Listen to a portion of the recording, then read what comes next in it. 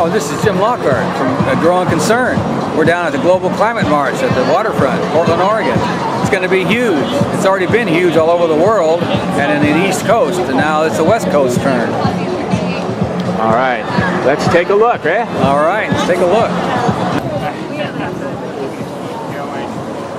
Actually, you know what? I'm going to see if I can make a circle. I'm going to see if I can make a giant circle. Gotta be some string around here somewhere.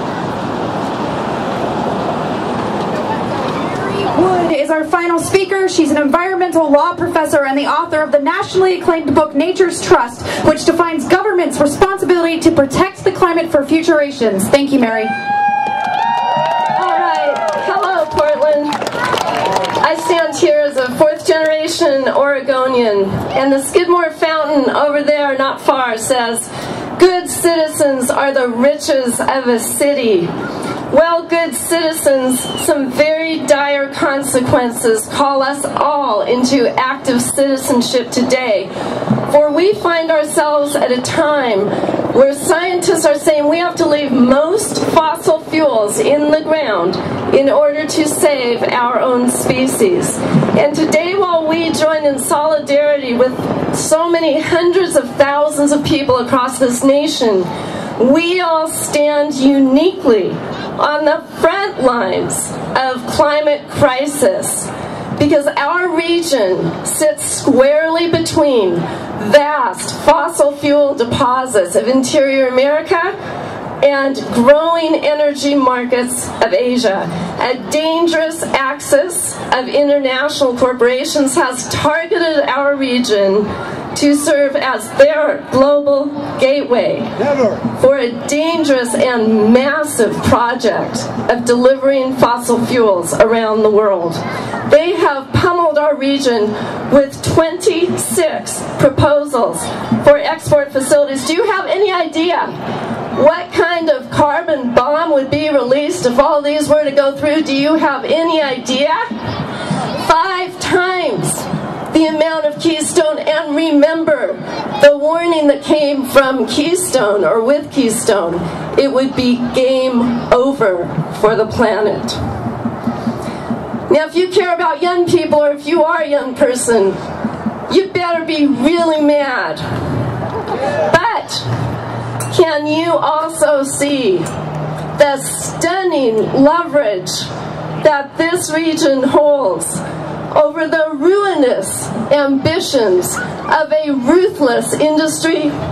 Do you think those corporations might just have underestimated this region's capacity for fierce resistance?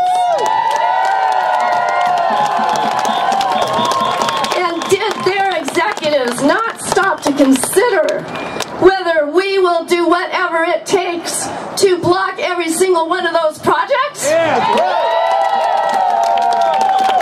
Let us send them a very clear message today.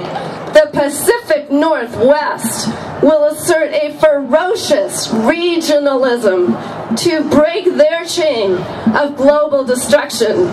Citizens are rising all over this region. They're flooding public hearing rooms, writing letters. They're joining nonviolent disruptions. Rising Tide protesters, in case you missed it, mounted a 9-hour blockade of oil train tracks 3 days ago. Those fossil fuel executives would be fools not to realize that this is only the beginning. And yet they've gained the perverse alliance of state agencies in this state, some, and of the port commissioners over in Vancouver, who have approved a project for the nation's largest oil terminal. Now, we good citizens, can defeat these projects, but we have to act now before our government agencies just hand out the permits to let them go forward. Sightline Institute has identified all 26 projects. You can find the project near you that threatens both your community and the planet. And you can bring in your comrades, connect with the local organizer, and swarm that project. We know We know we occupy a pivotal moment in the course of human history.